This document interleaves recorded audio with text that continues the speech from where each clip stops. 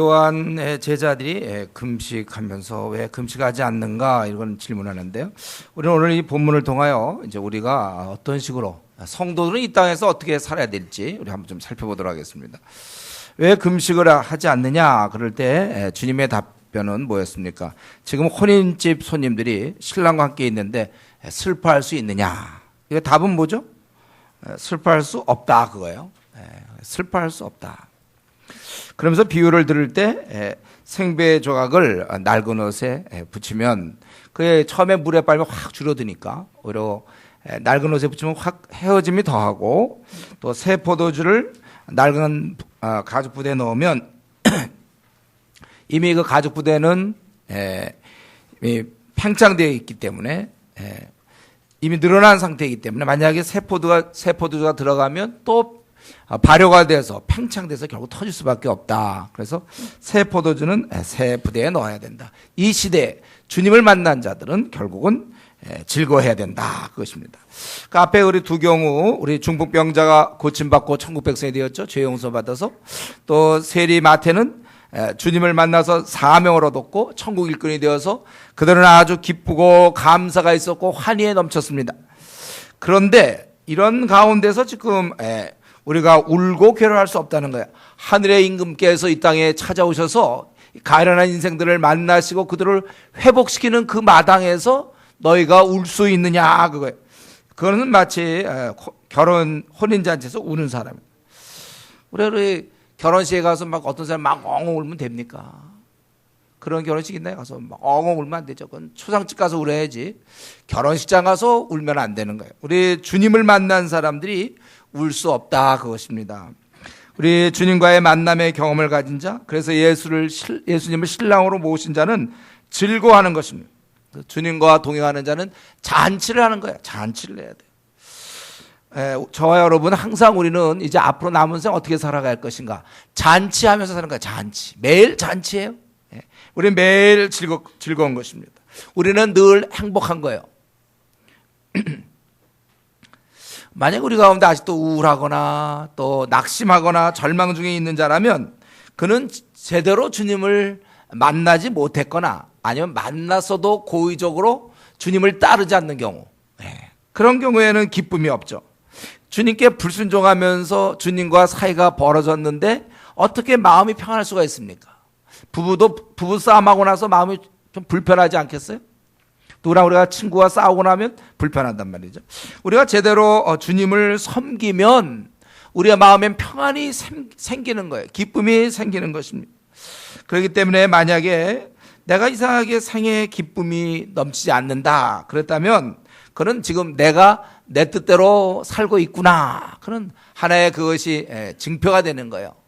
그렇다면 내가 빨리 주님께 돌아가야 되는구나. 그래서 여러분 주님께 순종하며 동행하세요.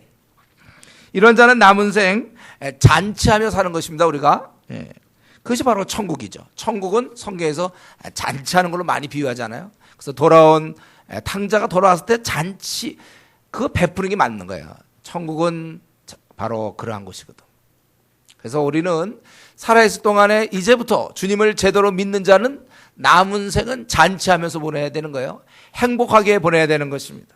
그래서 우리가 주님을 믿는 우리 그리스도인들은 오늘 이 말씀을 통해서 나는 잔치하면서 살아야 되겠구나 그 생각이 돼요. 행복하게 살아야 되겠고 즐겁게 살아야 되는 것입니다. 그리고 또 사는 날 한 가지 더 해야 될 것이 18절부터 그 26절까지 우리가 잘 아는 대로 어떤 한 관리의 딸이 죽고 막 죽어가고 있고 그래서 그가 이제 오면 살 수 있습니다. 그래서 가다가 또 12해 동안을 혈루증으로 그러니까 부정한 병이죠. 그 앓는 여자가 예수의 뒤로 와서 그 겉옷가를 만져서 그것도 고침을 받는단 말이에요. 그리고 이제 찾아가서 그 죽은 딸을 보고 예수께서 25절에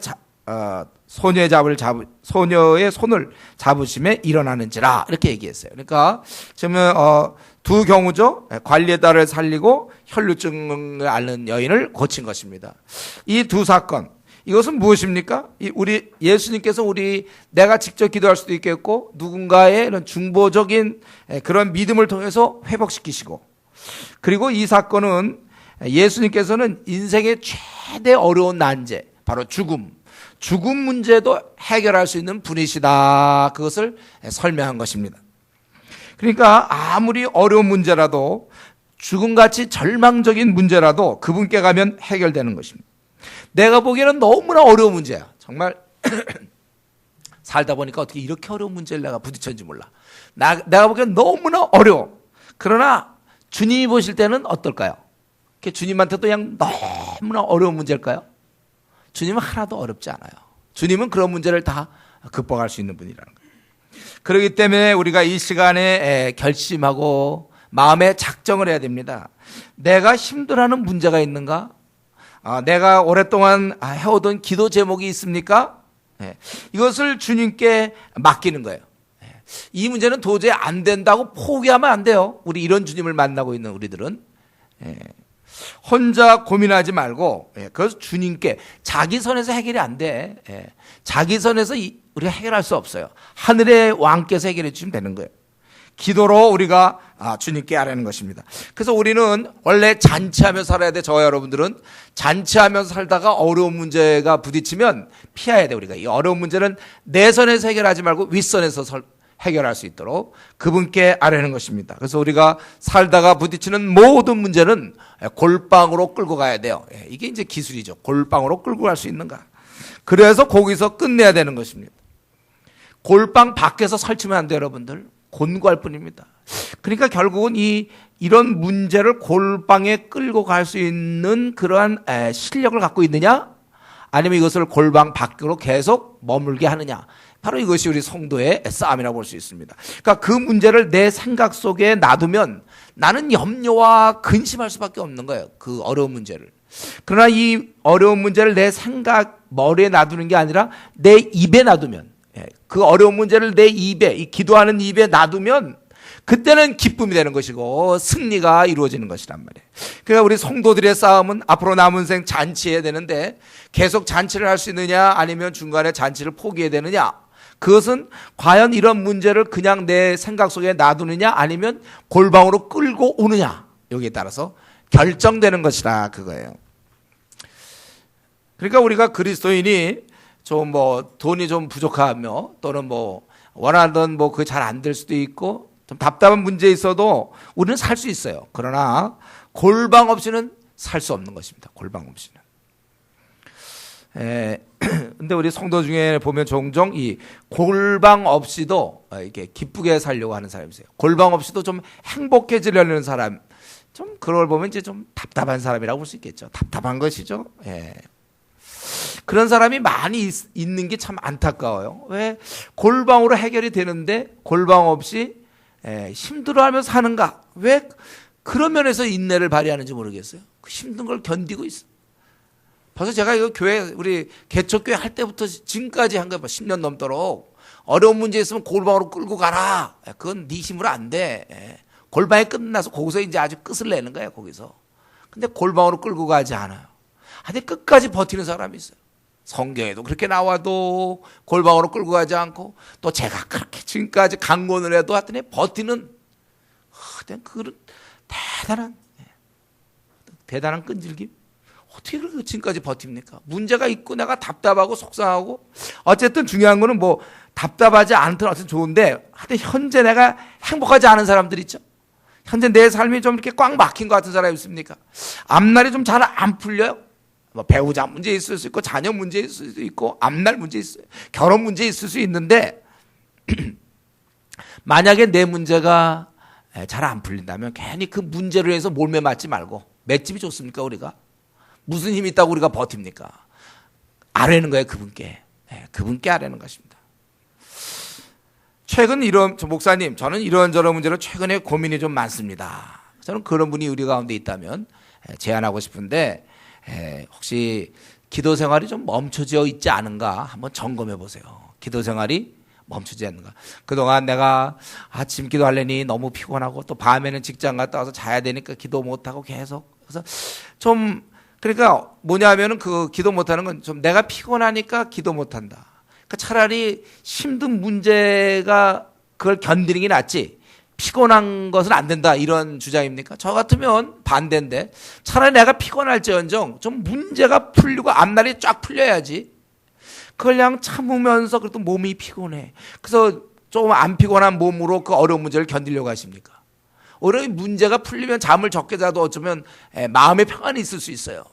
왜 그런지 모르겠어요. 예. 한번 자기가 어쨌든 앞날이 이상하게 풀리지 않는 사람이 있어요. 또는 뭐 배우자 문제든 자녀 문제든 하여튼 힘든 문제가 있고 어쨌든 지금 이 삶, 나 만족이다, 행복이다, 잔치한다, 이게 아닌 사람들 있죠. 예. 그런 사람은 한번 자기의 기도 생활을 제발 좀 점검 좀 해보세요. 다른 건 하면서 기도 시간 빼먹은 거 아닙니까? 예. 기도 생활 점검. 우리가 숨을 쉬어야 살 수 있듯이 우리는 기도해야만 살 수 있다는 존재를 여러분 절대로 잊어서는 안 되는 것입니다. 그래서 오늘 지금 이 말씀 금식 논쟁과 이 관리의 딸과 이 12해 동안 혈중 다 어려운 것들이에요. 이거 12해 동안 혈중한 사람. 이런 경우 이 두 가지 이런 케이스는 결국 성경은 우리에게 그 말씀하시는 것 같아요. 뭡니까? 매달려라. 그래서 우리 그리스도의 삶을 지금까지 한 것을 좀 졸리운 사람을 위해서 좀 요약하면 뭐예요? 지금까지 한 얘기가 뭡니까? 그리스도는 어떻게 살아야 된다고요? 잔치하면서 살아야 될 거고 행복하게 살아야 될 거고 매일 기쁘게 살아야 되는데 다만 어려움이 오면 내가 해결하지 말고 그 어려움을 골방으로 집어넣어라 이거예요. 골방으로 끌고 들어가라. 그러면 우리는 계속해서 잔치하는 삶을 수 있고 만족하는 삶을 살 수 있다는 거예요. 벌써 너무나 만족해야 돼요. 네. 늘 만족해야죠. 늘 행복해야 되고. 저는 제 개인적으로 그런 것 같아요. 저는 주님을 제가 믿은 이후 지금까지 항상 행복했죠. 물론 제가 그 선교단체 그 총무할 때 그때 너무 고생을 한 건 맞아요. 그때 고생할 때 너무 했지만 그러나 저는 행복해. 지금도 행복해. 만족하다니까요.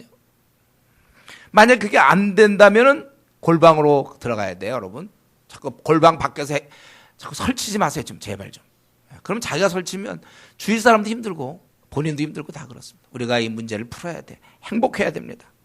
그러니까 지금 제가 드린 말씀 뭡니까? 금식 논쟁을 통해서 우리 그리스도는 잔치해야 되고 그리고 매달려야 된다. 이거 우리 데살로니가전서 하던 말 아니에요? 너희는 항상 기뻐하고 쉬지 말고 기도하라. 결국 그 말이지 뭐. 네. 제가 이렇게 이제 말씀을 드려도 끝까지 안 하는 사람이 있습니다. 네. 기뻐하지도 않고 우울하며 또 그 우울을 계속 유지할 수 있는 비결이 뭐라고요? 또 기도 안 하니까. 기도 안 하는데 막 기쁘다. 그건 정신과에 치료받아야 된다고 했어요. 어떻게 이 시대에 뭐 기뻐할 게 뭐 있습니까? 속에서 샘솟듯 나오는 기쁨이어야 돼.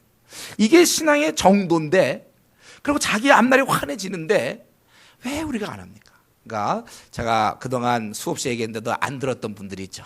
오늘 이 시간에 혹시 좀 마음을 한번 바꾸면 어떻겠어요? 한번 들어주자.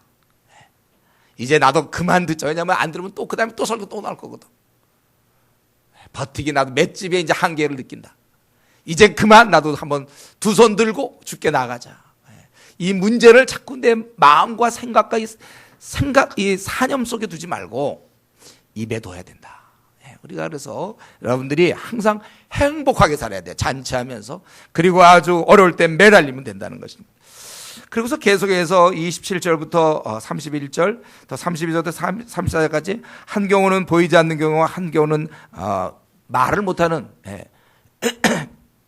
그러한 이제 장애인이죠. 그때 거기서 떠나실 때 두 맹인이 따라왔다고 그랬어요. 그래서 소리 지름 다윗의 자손이여 우리를 불쌍히 여기소서. 이건 굉장히 놀라운 고백이죠. 다윗의 자손. 다른 사람은 예수님을 그 당시 사람들은 8절에 보면 어땠습니까? 무리가 보고 두려워하며 이런 권능을 사람에게 주신 하나님께 영광. 그래서 사람 정도 아니면 11절에 바리새인들이 듣고 그의 제자들에게 이르되 어찌하여 너희 선생은 사람이나 선생 또 아까 그 24절에 보면 주님이 말씀했을 때 그들이 비웃더라 이렇게 보통 그런 식으로 반응했는데 어디서 이 눈도 보이지 않는 자들이 예수님에 대해서 메시아적인 고백, 다윗의 자손이라고 그리스도라는 거거든요. 메시아. 이러보건대 말이죠. 믿음이란 건 정말 그 각자의 몫이다 그런 생각이 들어요. 전혀 예상하지 못했는데 저 사람 참 믿음이 없을 것 같은데 굉장히 아주 속에 아주 굳건한 믿음이 있는 반면에 어떤 사람은 지금 4대째 그리스도인이며 이전에 중고등부 회장했었고 대학부 때 총무했다 막 이런 사람 있잖아요. 4대째 뭐 믿음 하나도 없어. 그래서 자, 우리 여기 이제 해당된 아직 미혼들 결혼할 때 그 배우자 만날 때 우리가 최고가 신앙이라고 했죠. 감정이 아니에요. 절대로 여러분들 신앙이 최고입니다. 예. 신앙 좋은 사람 만나야 되는데 그 신앙 좋다고 그럴 때 듣는 게 뭐 4대째면 뭐 이거 안 돼 이런 거 아버지가 장로다 안 돼 그건. 그럼 뭐 사무엘의 아들은 뭐 말 들었으면 엘리 대제사장 아버지가 엘리 대제사장이다. 그럼 결혼하면 됩니까 그 아들한테? 안 되는 거예요. 그 신앙은 개인의 몫이에요. 그래서 어떤 사람은 교회를 좀 오래 다녔는데 보통 신앙이 좋지만 신앙이 진짜 없는 사람이 있어요. 신심이 없어. 신심이. 관심이 항상 세상이야. 또 어떤 사람은 교회 나온 지 얼마 안 돼서 뭐 전부 있겠나 한데도 꾸준하고 속에서 막 거의 뜨거운 신앙 갖고 있는 사람이 있어요. 여러분이 그래야 된단 말이죠. 여기 보니까 이 두 맹인이 비록 눈은 멀었지만 참 생을 저주할 수밖에 없죠. 아무 소망이 없어요. 소망을 잃은 사람들입니다. 소망이 없는 사람들이에요. 그러나 그들이 메시아에 대한 희망을 갖고 있었어요. 우리가 이런 믿음의 증진을 위해서 여러분들이 계속해서 말씀을 보면서 들어야 돼. 자꾸 말씀을 듣고 기도 생활하다 보면 믿음이 자라는 것이죠. 근데 여기서 핵심은 이 두 맹인이 놀라운 믿음을 갖고 있다 이게 아니고 오늘 이 본문의 핵심은 바로 30절 31절입니다. 그 눈들이 밝아진지라 예수께서 엄히 경고하시되 삼가 아무에게도 알리지 말라 하셨으나 그들이 나가서 예수의 소문을 그 온 땅에 퍼뜨리니라. 경계에도 그들이 소문을 퍼뜨렸다는 사실입니다. 우리 마태복음 보니까 제가 대충 보니까 이 주님이 어떤 병을 고치고 알리지 말라는 경우가 두 경우 있었던 것 같아요. 그게 바로 우리 8장 4절에 삼가 아무에게도 이르지 말라 그거와 오늘 여기 9장 30절에 알리지 말라 아무것도 알리지 말라. 그 다음에 이제 병 고치는 경우 그냥 대부분 다 그냥 병 고쳤다로 끝나요. 영광을 돌렸다든가.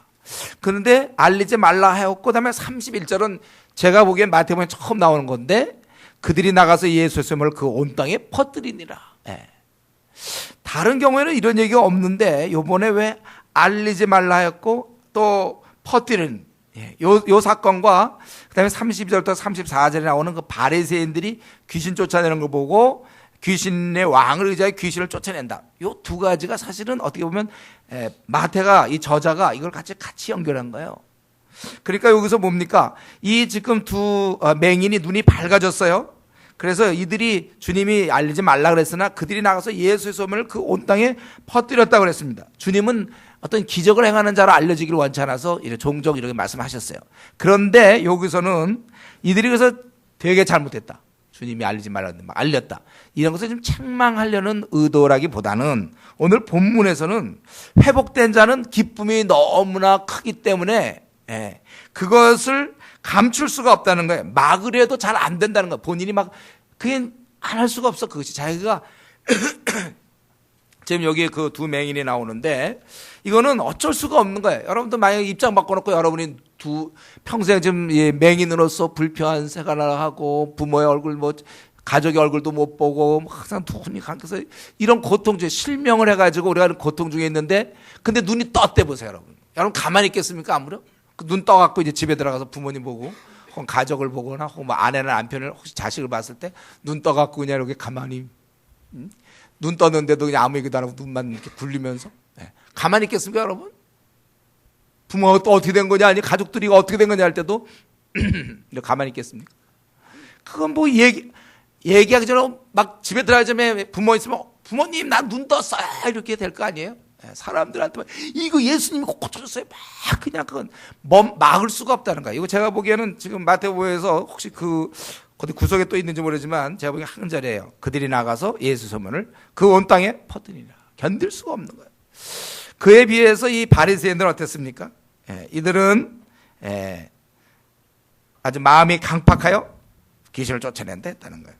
여러분 우리는 이것을 통하여 우리가 이 땅에서 잔치하면서 살아야 되고 그리고 우리는 어려울 때 매달려야 되는데 그러나 우리의 마음가짐은 항상 어떻게 하든지 이 주님을 만나서 이 회복된 것에 대해서 기쁨을 얻은 자 그런 자로서 우리가 가만히 있을 수 없다는 것입니다. 여러분 이렇게 큰 은혜를 얻었는데 우리가 그냥 가만히 있는 게 오히려 이상하죠. 이때 이 맹인들이 가만히 있다면 그게 오히려 이상한 것이죠. 그런데 우리와 한번 비교해 보면 이들은 고작 한 몇십 년 사용할 그 두 눈을 얻고서도 그 입을 가만 놔둘 수가 없었는데, 입이 근질근질해도 놔둘 수가 없죠. 그런데 우리는 어떤 것을 얻었습니까? 주님께 바로 영원한 우리 몸 전체 영원한 생명을 얻지 않았습니까? 근데 우리가 이런 면에서 잠자코 있다. 이게 오히려 이상한 것이죠. 구원받은 우리는 마찬가지입니다. 참을 수 없음이 정상이에요. 주님에 대해서 언제든지 주님을 높이게 되는 것입니다. 원래 우리는 어둠 속에서 살다가 이제 허무하게 죽을 존재들 아니었습니까? 그리고 죽고 나서 그 후에는 심판을 받아서 영원히 우리는 지옥불에 떨어지게 되고, 그리고 이제 제가 며칠 전에도 자다가 일어나서 생각해 봤는데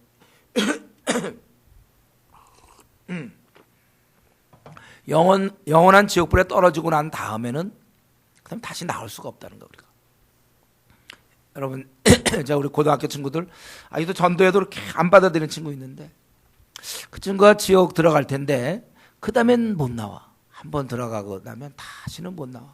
영원히 못 나와. 그 친구를 생각하다 보니까 내 운명도 그랬던 자 아니었는가. 나도 영원히 지옥불을 타는 불못에 던져지고서 거기서 내가 영원히 나올 수가 없는, 그건 어떻게 해볼 수가 없는 거야. 영원히 못 나와요. 절망이에요. 절망 중에 절망 중에 절망이죠. 이 땅에서 아무리 절망이 있어도 그거는 그거와 비교가 안 됩니다. 내가 영원히 지옥불에 떨어져서 나올 수 없는 아주 비참한 그런 운명을 가진 자였는데 우리 주님께서 대신 죽어주심으로 나를 구원해 주셨다. 이 사실을 정말 알고 있는 자라면 참 가만히 있기가 오히려 힘들죠. 가만히 있기가 너무나 고마운 일 아닙니까?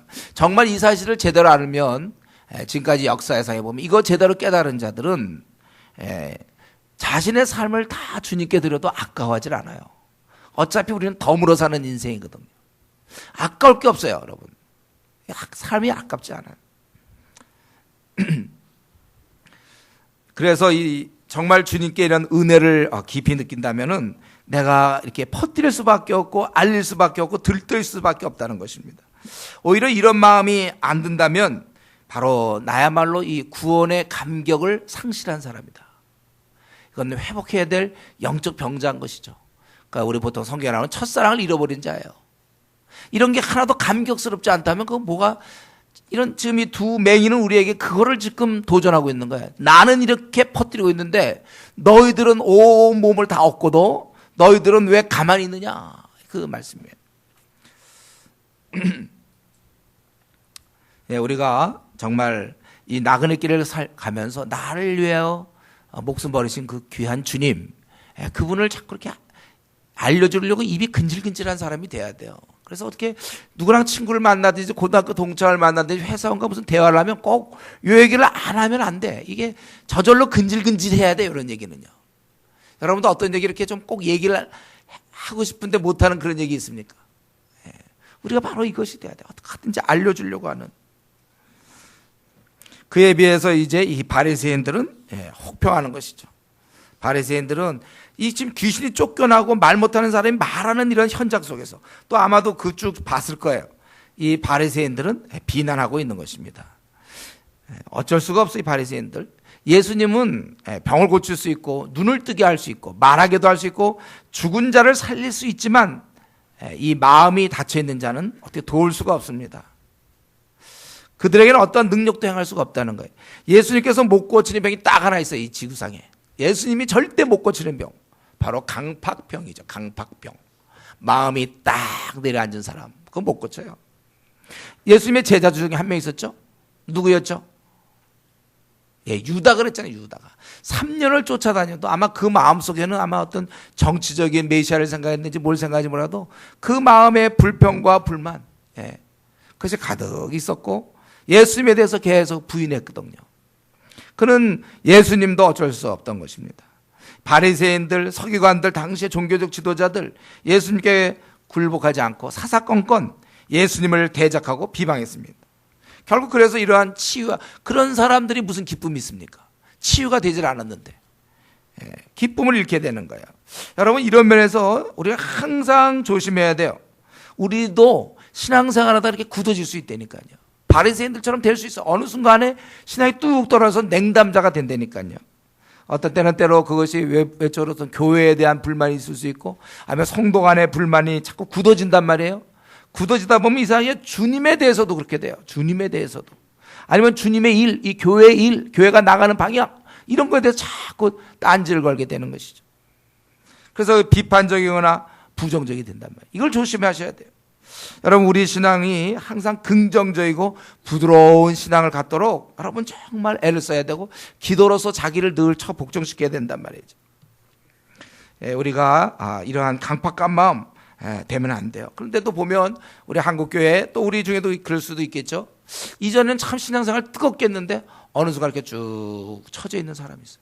뭐 이유는 여러 가지일 거예요. 뭐 이유는 뭐 한 27가지가 될지 모르겠어요. 이유는 여러 가지인데 어쨌든 중요한 건 지금 이 시점에서 한때는 열심을 낸 적이 분명히 있어. 자기도 알아. 그건 자기가 알아. 근데 지금 그러한 열심이 아니야. 왜 그렇게 됐습니까? 이 마음의 강팍함. 어째 주님이 하라고 그러는데 잘 말을 안 듣습니까? 그러한 자신에 대해서 울어야 돼요. 바리새인들 보면서 아이고 참 내가 이 시대에 태어났으면 난 이렇게 안 할 텐데. 자기가 그렇게 하고 있거든요. 마음이 뚝. 참 열심히 썼는데 어느 순간 열심히 다 떨어져 있어요. 껍데기. 예, 껍데기. 한번 지금 이 시간에 생각하세요. 여기에 해당되는 사람이 누구냐면, 내가 이전에 참 열심히 했는데 지금 그러지 못하다, 이런 사람. 다 여기 해당되는 거예요. 우리는 갈수록 신앙이 좋아져야 된다고 그랬죠. 그래서 우리 주님께서는 결국 제가 보기에 이 맹인을 통하여 이 주님에 대해서 막 알리고 싶은 마음과 또 대조돼서 이렇게 아주 비방하는 이 강팍한 마음을 이제 보여주고 있는 거죠. 우리가 취할 것은 이러한 알리고자 하는 마음, 주님에 대해서 호의, 긍정적인 것, 부드러운 마음. 그래서 우리 지금까지 말씀을 정리해 본다면, 우리가 살아갈 동안 우리는 잔치해야 될 것이고, 어려운 일이 있을 때는 매달릴 것이고, 그리고 우리는 항상 어떠한지 주님을 알려주려고 입이 근질근질근질, 괜히 대화도 이상하게 끌고 가서 꼭 주님 얘기하고 말이죠. 근질근질근질 해야 될 것이고, 항상 마음이 열려 있어야 돼요. 그리고 끝으로 오늘 36절부터 38절까지 이렇게 이런 태도로 사는 우리는 어떠한 일을 하면서 우리가 살아야 될 것인가. 여기 주님께서는 모든 도시와 마을에 두루 다니사 그들의 회당에서 가르치며 천국 복음을 전파하시고 모든 병과 모든 약한 것을 고치셨다. 그리고 이것은 무리를 불쌍히 여기심이라고 그랬어요. 목자 없는 양과 같이 고생하며 기전하며. 양이 목자가 없으면 어떻게 되냐 그렇죠. 그런 것처럼, 그러니까 우리 아기들이 엄마가 없어 보세요. 같은 말이죠. 엄마 없는 아기, 목자 없는 양, 그 얼마나 그가 고생하며 기진할까 그거예요. 그래서 이제 이 상황에서 주님은 느꼈고, 그래서 주님이 이 땅에 오셨고, 그리고 나서 이 일은 다시 주님 오실 때까지 계속돼야 되기 때문에 제자들에게 부탁한 거예요. 그래서 제자들에게 이르시되 추수할 것은 많되 일꾼이 적으니 그러므로 추수하는 주인에게 청하여 추수할 일꾼들을 보내주셔서 하라 하시니라. 우리 주님께서 오늘 이 땅을 바라보면서 하시는 말씀, 추수할 곡식은 참 많은데 일꾼이 적다고 하신 거예요. 그렇기 때문에 오늘 이 말씀을 보고 있는 저와 여러분, 누구든지 하여튼 이 말씀을 읽는 사람 당연히 그가 주의 백성이라면 이 말씀을 들을 때 일꾼으로 나서는 것은 당연한 일입니다. 이것은 주저해서는 안 될 거예요. 내가 한번 일꾼이 될 것인가 안 될 것인가, 그런 걸 망설여서 되는 게 아니에요. 주님이 일꾼이 적다고 그랬잖아요. 그렇기 때문에 우리가 일꾼이 되어야 되는 것입니다. 우리가 일꾼이 되어야 될 이유는 너무나 단순해요. 너무나 간단한데, 왜냐하면 주님이 일꾼이 적다고 그러셨거든요. 내 눈에 혹시 잘 안 보일 수 있어요. 그러나 분명한 건 지금 일꾼이 적다는 거예요. 뭐 교인이 적다는 얘기는 한 적은 없어요. 일꾼이 적다고 그랬어요. 일꾼이. 저는 대학교 3학년 때 사실은 제가 이런 생각을 한 거죠. 정말 추수할 곡식이 많구나. 근데 일꾼이 적어. 그렇다면 나라도 일꾼이 되겠다. 그런 생각한 거예요. 지금까지. 그럼 나라도 일꾼이 되죠. 우선 다른 사람 모르겠어. 이 말을 볼 때 주님께서 추수할 곡식은 많은데 추수할 것은 많대 일꾼이 적다고 그랬기 때문에 내가 일꾼이 돼야 되겠구나. 어쩌면 이것은 제자들에게 주님이 이르신 것은 우리에게 바로 소명, 비전, 사명을 주신 거예요. 우리가 잔치하며 살고 또 매달려서 살 때, 그리고 우리는 무엇을 바라볼 것인가? 바로 이 추수할 그 곡식들, 그들이 많이 있다. 추수할 것이 많대 일꾼이 적다는 것입니다. 그렇기 때문에 이 자리에 앉아있는 모든 그리스도인들이, 여러분들은 마땅히 일꾼이 돼야 될 것이고, 이 면에서 망설여서는 안 돼요. 때가 되면 내가 언젠가 일꾼이 돼야 되겠다. 이것은 말이 안 돼요. 지금 일꾼이 없다니까요.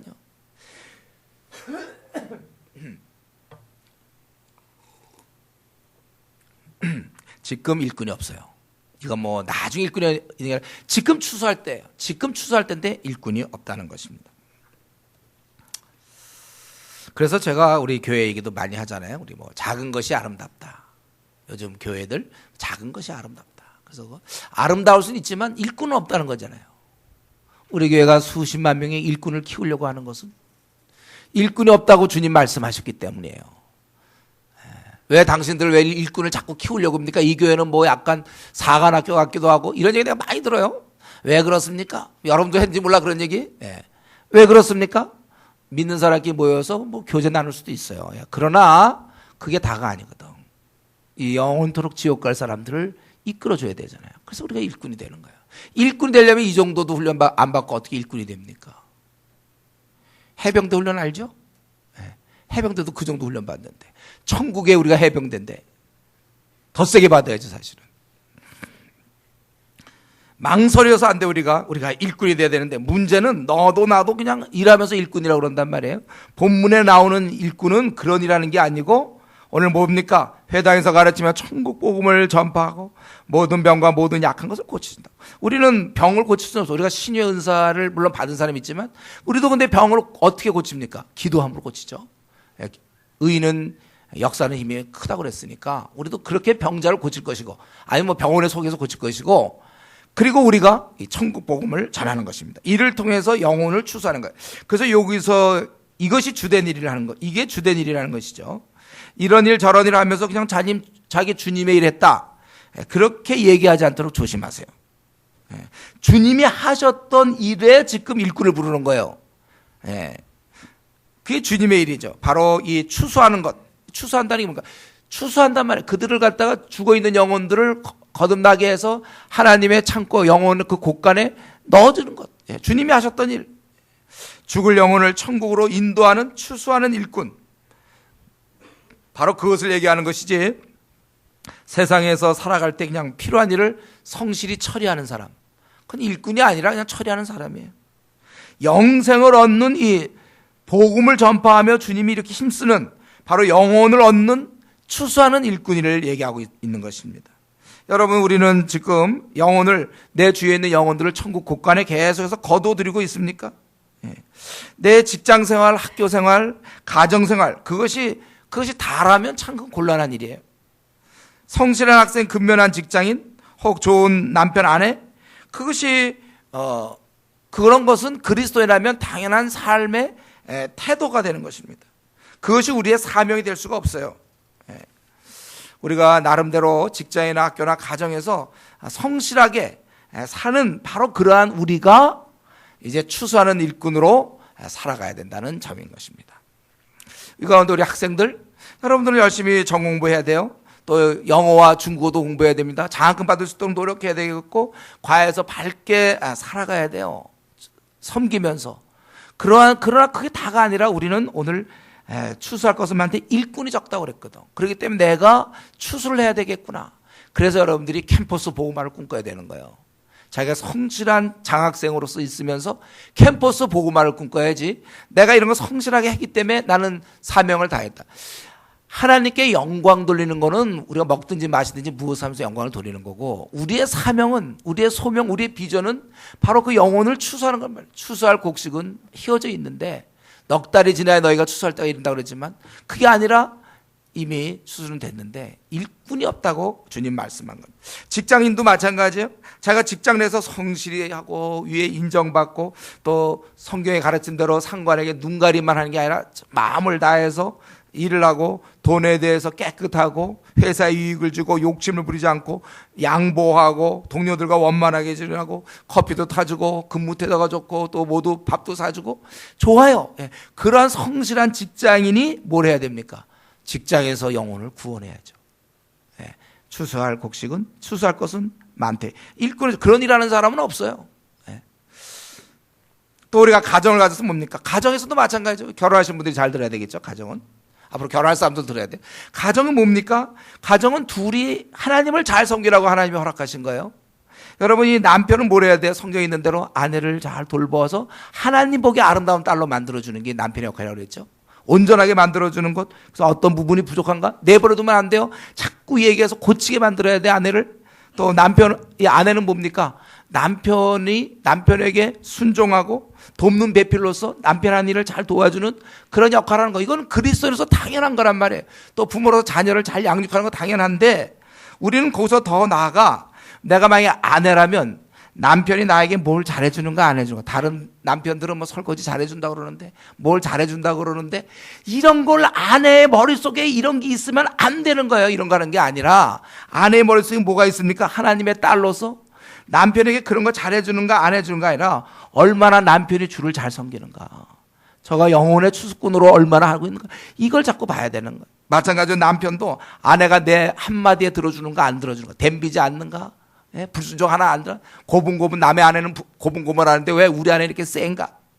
밥을 맛있게 해주는가. 빨래는 잘해주시는가. 이런 거에 여러분 신경 쓸 것이 아니라 이 아내가 주님 위해서 지금 뭘 하고 있는가. 그거죠 바로. 나는 돈 벌러 다니기 때문에 시간을 많이 못 내. 없는 시간 내가 시간 내지만 우리 아내만큼은 시간을 좀 내서 주의 나라 위해서 지금 무슨 일을 하고 있는가. 이것에 관심을 가져야 된단 말이죠. 즉 다른 말로 한다면 이 배우자는 사역의 대상이 아니에요. 배우자를 사역의 대상으로 생각해서 자꾸 섬기고 뭐 기쁘게 할까 행복하게 할까. 물론 그건 기본이죠 기본. 그러나 그것은 사역이 아니란 말이죠. 이 배우자는 뭐예요? 동역의 대상이란 말이에요. 동역. 사역의 대상이 아니라 내가 이렇게 내가 섬길 사람은 저 밖에 있는 무수한 불신자지 내 아내 내 남편이 아니에요. 그런 우리는 동역자.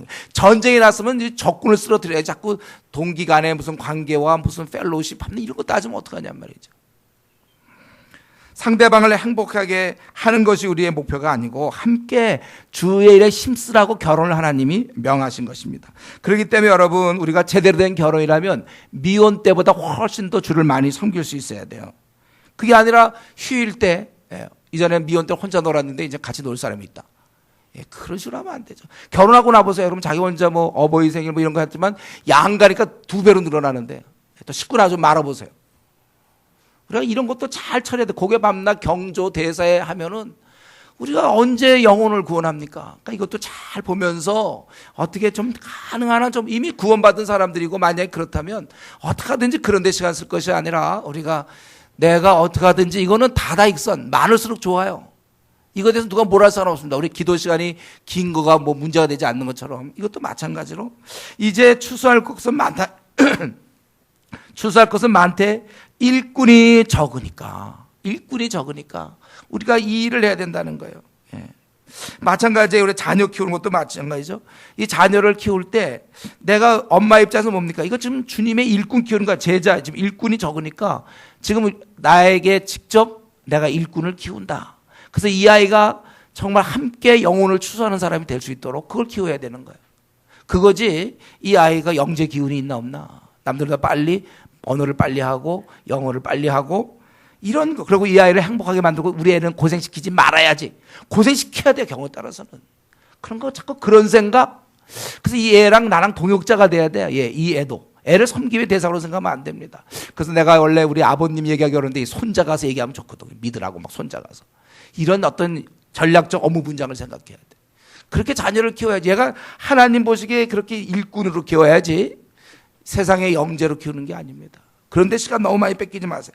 그러니까 여러분 가정이나 학교나 직장에서 우리 그리스도인답게 주님께서 우리에게 말씀하신 거 있어요. 우리는 그걸 잘 지켜나가되 아내나 남편은 나의 사역의 대상이 될 수 없다는 거, 동역의 대상으로 함께 만나서 자꾸 나를 뭐 안 해줘요, 설거지 안 해줘요, 아니면 뭐 애 안 봐줘요, 또는 뭐 밥을 왜 이렇게 맛없게 해줘, 이런 얘기 좀 그만하고 이제 둘은 그런 문제 그만하면 되잖아요. 대충 먹으면 되고 대충 옷 입으면 되고 그러면 되고, 둘이는 이제 함께 이 주의 명하신 대로 목자 없는 양과 같이 고생하며 기진한 그들을 생각하며 추수할 것은 많되 일꾼이 적으니 주님께서 그걸 원하시는 거예요. 그래서 저는 우리 교회가 앞으로 수십만 명 일꾼 키워보겠다는 거에 대해서 한 번도 양심의 가책을 받아본 적이 없어요. 왜냐하면 추수할 곡식은 많지만 일꾼이 적은데 많이 키워야지, 이건 당연한 생각 아닙니까? 성경에 이렇게 써 있으니까. 그래서 우리 교회를 어떻게 하든지 다 일꾼 되게 하기를 원하는 거예요. 그냥 저도 알아요. 우리 교회를 쉽게 할 수 있어요. 그냥 예배만 드리고 피배수도 시키지 말고 예배 드리고 우리 뭐 막 빈대떡 해 먹고 말이야 막 놀고 그러면 좋지요. 토요일 날도 그냥 다 놀고 집에 가서 다들 쉬고 아내랑 남편이랑 같이 놀고 애들 데리고 뭐 봄에 놀러 다니고 알아요. 그런데 그거 하다가 주님이 오라고 했냐 그죠. 일꾼이 적대니까. 그렇다면 이 말씀을 깨닫는 자는 다 일꾼으로서 영혼 구원을 해야 된다는 거예요. 당연한 거예요. 입이 근질근질하지 않습니까? 그분을 알려야 되고. 우리가 주님께서 오늘 이 아침에도 추수한 일꾼은 적다고 하시는데 이걸 못 들은 채 하며, 제가 대학교 3학년 때 이거 이제 생각했다고 그랬죠.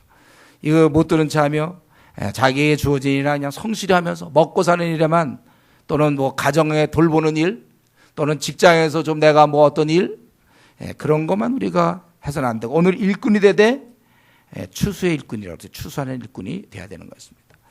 그리고 이런 일꾼은 주위 사람을 보며 목자 없는 양 같은 자로, 주위 사람들이 그 최 부장이 김 대리가 바로 이 목자 없는 박 교수님이 바로 목자 없는 양이구나. 엄마 없는 그 애기, 1살짜리 애기, 2살짜리 애기, 엄마가 없어. 우리가 그렇게 불쌍히 여기는 마음이 있어야 된다는 거예요.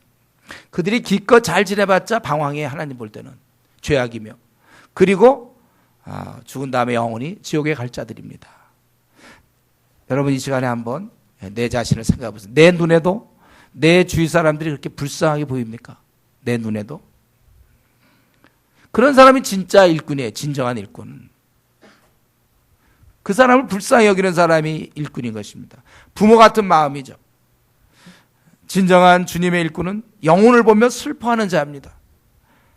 만약에 나에게 그런 것이 없다면 아직 멀었어요. 아직 멀었어요.